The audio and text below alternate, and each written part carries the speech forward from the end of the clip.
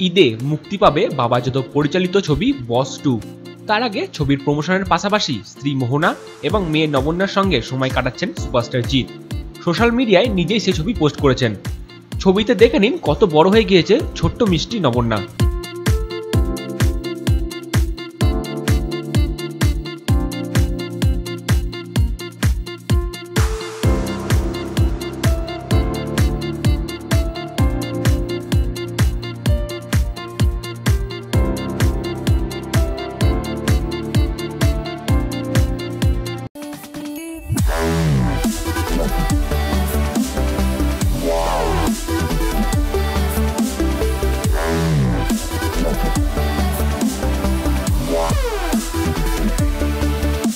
Yeah.